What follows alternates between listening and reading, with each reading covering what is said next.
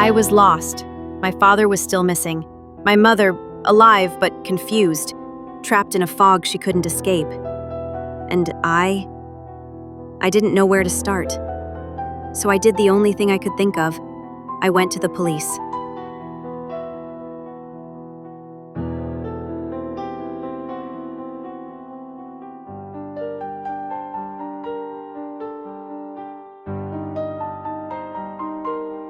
The station was small. I walked past 2 officers and spoke to the woman at the front desk. I introduced myself. She was kind and led me to Detective John, the only investigator in town. He was polite, invited me to sit. He said they'd been trying to follow my father's case, but had no leads. Nothing, not a single clue. I asked, "Did you speak with Mr. Richard, my father's boss?" He looked confused. "Who's Mr. Richard?" That answer alone said everything. I told him Mr. Richard runs the fishing business. He employed my father for over 30 years. And what about William, our neighbor? Why was my mother out on that distant beach alone? He didn't know. He didn't even know my mother was in the hospital. I felt the anger rise in my throat, but I held it back. He noticed. "Are you trying to teach me how to do my job?" he asked, his voice sharp.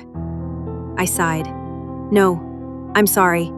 I'm a private detective too, from New York, and if there's one thing I've learned, it's this. Curiosity is everything." He stood up, turned toward the window, clearly annoyed. "A private detective, huh?" he said coldly. "Then tell me, what big cases did you solve in New York?" I didn't answer. What was I supposed to say? That I found a missing cat? I quickly shifted the conversation. "I'm just trying to help find my father, that's all. I didn't mean to offend you." He softened slightly. "We're doing our best," he said. "We'll find him, dead or alive." Those words cut through me like a blade. Dead or alive. To him, this was just another case. To me, it was everything.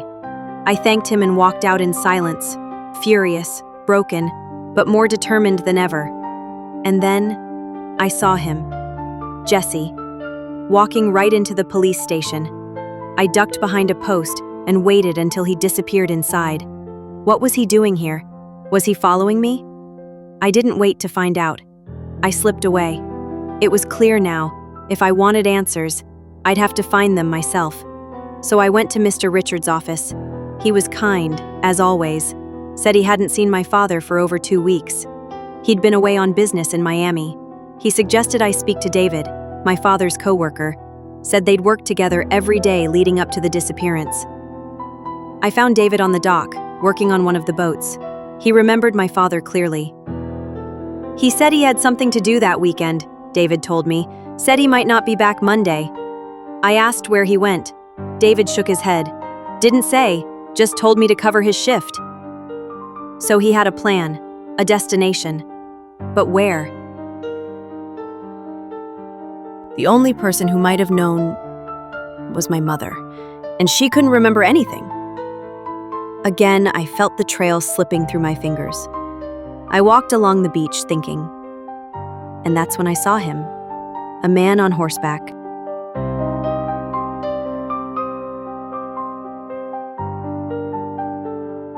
In this day and age, when no one rides anymore, he was just standing there, watching me.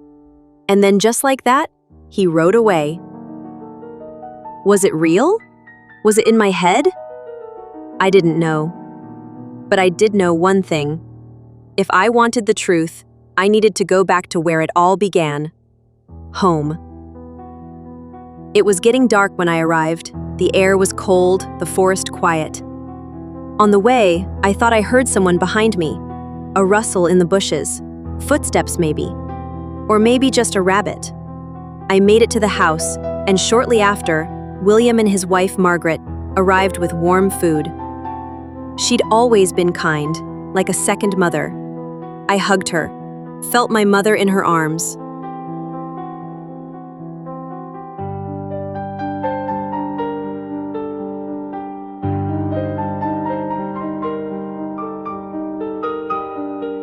They left me with food and quiet.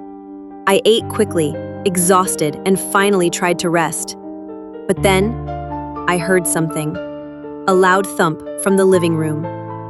I grabbed the lantern and crept forward. My heart was pounding. The front door was open. I had locked it, I was sure of it. I closed it again, slowly, turned toward the table, and froze. A knife slammed into the wood, and pinned beneath it, a note, written in rough, angry letters, "Bring the treasure if you want to see your father alive." My breath caught. I walked to the window, and in the dark, I saw him again, the man on horseback, moving slowly through the mist, disappearing into the trees. He had been watching me. What treasure? What were they after? Where is my father? This is no longer just a mystery. This is a warning, and it's only the beginning.